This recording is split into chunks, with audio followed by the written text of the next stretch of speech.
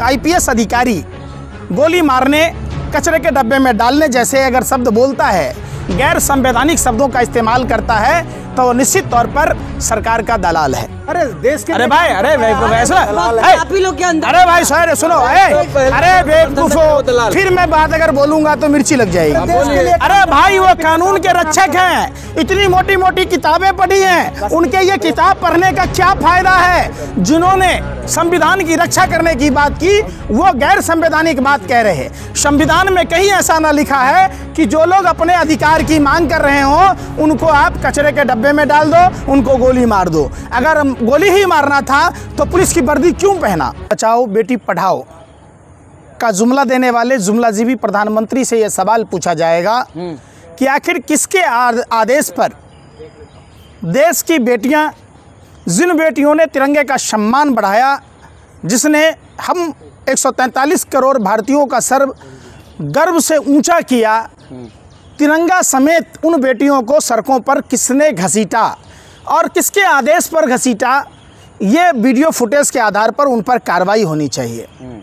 दूसरी बात, प्रधानमंत्री जी जिस धर्म का वास्ता देते और धार्मिक पाखंड करते, जिस तरीके से साधु संतों को बुलाकर एक प्रोपेगेंडा, एक इवेंट बनाया गया। अरे सुन तो लो यार, यत्र नारेस्तु पूज्यन्ते रमन्ते तत्र देवता, जहाँ नारियों की पूजा होती है वहाँ देवताओं का वास होता है, जहाँ नारियों की पूजा नहीं होती है वहाँ असुर प्रवृत्ति के लोग रहते हैं।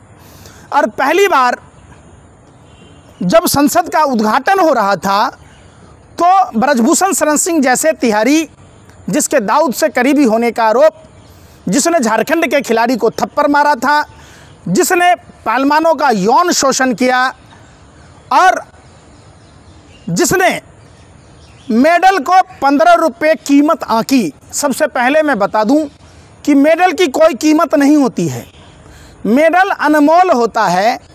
अब उस पर सिर्फ यौन शोषण का ही केस नहीं चलना चाहिए, देशद्रोह का भी मुकदमा चलना चाहिए।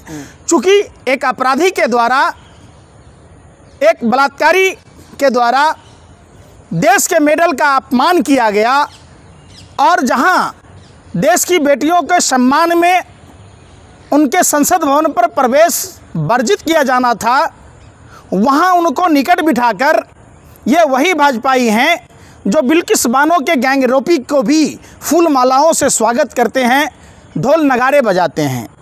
इनका बेटियों से कोई लेना देना नहीं है, ये सिर्फ और सिर्फ प्रोपेगेंडा फैलाते, इवेंट करते। उनकी बेटी है, उनको कुछ हो नहीं रहा, आपको क्या दर्द हो रहा है इतना? और मोदी जी की भी तो छवि है, ब्रजभूषण की भी तो छवि है, उसको भी तो बर्बाद कर रहे थे। अच्छा, पूरा विश्व में उनकी छवि। निर्भया कांड में आप क्या कर रहे थे? जब दिल्ली की शीला दीक्षित सरकार और केंद्र की मनमोहन सरकार को आप बदनाम कर रहे थे, उस समय किसी की छवि याद नहीं आई? निर्भया कांड के बाद हमने देखा सरकार ने उसको सिंगापुर तक इलाज के लिए भेजा, उनके परिवार के लोगों को नौकरियां तक दी, आरोपियों को सज़ा मिली।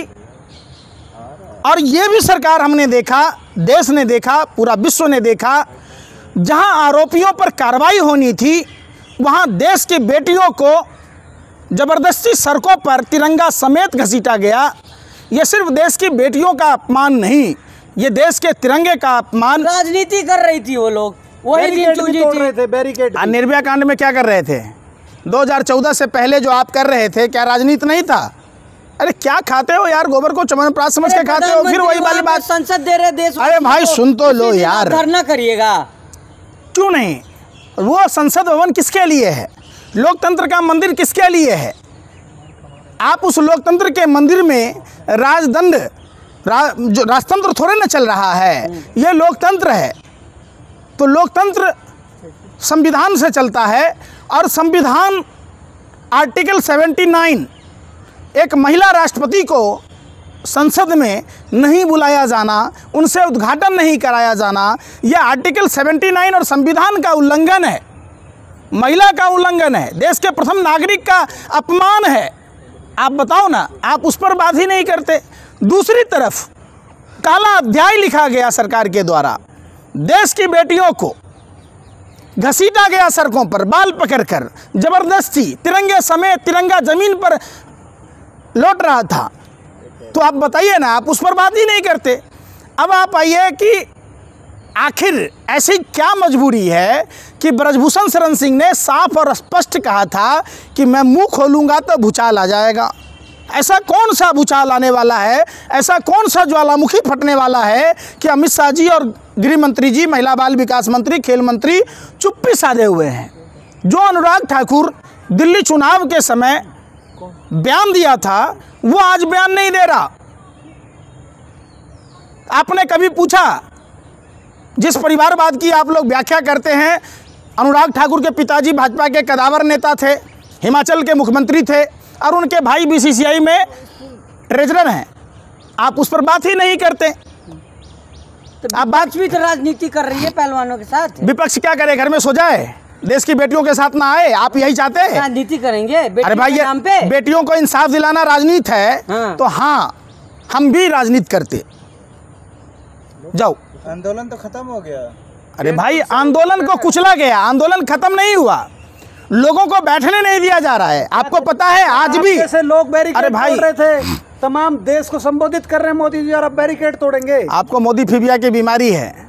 आपको नहीं दिखा बंगाल में भारतीय जनता पार्टी के नेता कैसे दंगा कर रहे थे, कैसे पुलिस प्रशासन पर हमले कर रहे थे? आपको नहीं दिखता है कि जब देश में कोई भी प्रोटेस्ट होता है, अगर यही ब्रजभूषण शरण सिंह किसी दूसरी पार्टी का सांसद होता, किसी गैर भाजपा शासित राज्य का बलात्कारी होता, तो आप क्या कह रहे थे? भी नागिन डांस रहे होते। अरे भाई, कह सकते, अरे भाई, यौन शोषण किया तो जांच कराओ ना। अरे बेवकूफ हो तो उस पर क्यों नहीं नार्को टेस्ट कराया जा रहा, पॉलीग्राफ? भाई तो आप सुनो, अरे भाई, अगर दूध के धुले होते तो एफआईआर दर्ज नहीं करते। अरे भाई, पूछताछ कर रही है। अरे भाई, सुनने रहे। अरे बेशर्मो, हफ्सियों, सुन तो लो। अगर दाल में काला नहीं, पूरी दाल काली थी, तब सुप्रीम कोर्ट को संज्ञान लेना पड़ा। सुप्रीम कोर्ट के दिशा निर्देश पर एफआईआर दर्ज हुए, और जिस पॉस्को एक्ट में एफआईआर दर्ज हुए, उसमें 24 घंटे के अंदर में गिरफ्तारी होती है। आखिर क्या कारण है कि ब्रजभूषण शरण सिंह पर कार्रवाई नहीं हो रही? एक आदमी पर कार्रवाई होने के बदले पूरे दिल्ली को सैन्य छावनी में तब्दील कर दिया गया था। पूरे दिल्ली में लोगों को घर से बाहर नहीं निकलने दिया गया, और यहाँ तक कि जो बाहर के प्रदेशों से देश की बेटियों को समर्थन करने आ रहे थे, तो माहौल खराब करने आप लोग आएंगे ग्रुप बना के। आपका रैली रामलीला मैदान में हो और दूसरा आए तो माहौल खराब हो जाएगा। अरे बेशर्मो, रुक जाते ना, फिर वही बात सुन लो। ये अरे सुन ही नहीं रहे आप, बेशर्म है आप लोग बकैती मत करो। सुनो, बकैती करने से अच्छा है, फिर वही बात।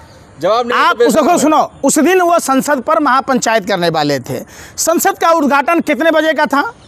और देश की महिलाओं ने तो 11 बजे, पहलवान बेटियों ने 11 बजे का कॉल किया था। तो क्या आपको पता है, पूर्ववर्ती सरकार में जब किसान नेता आंदोलन कर रहे थे तो बोट क्लब तक जाने की अनुमति थी, और यही भाजपा के नेता थे, तमाम उनके साथ होते थे, आरएसएस के लोग होते थे। अब जब अपनी पर परी तो आपको बस वही वाली बात हो गई।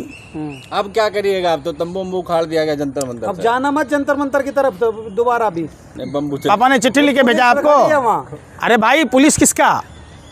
पुलिस किसका? यही पुलिस अजय मिश्रा टेनी को गिरफ्तार क्यों नहीं करता, जिसके बेटे ने किसानों को रौंद दिया था, कुचल दिया था?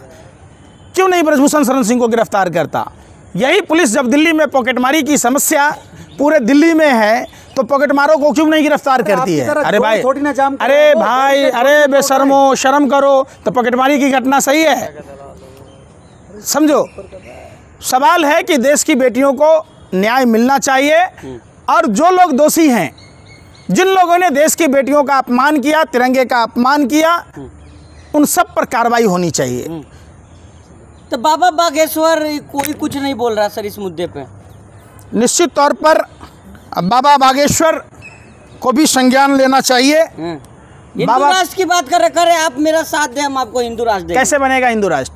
आप बताओ। आप बताइए। अरे आप बताओ ना। आप है। अरे बेवकूफ आदमी। अरे अस्थाना ने बोला, अरे भाई सुनो, कार्रवाई होगी। क्या अस्थाना ने क्या बोला है, देखा नहीं आपने? वो सरकार की दलाली में बोल रहे हैं कि ताकि उनको किसी न किसी विभाग में चेयरमैन बना दिया जाए।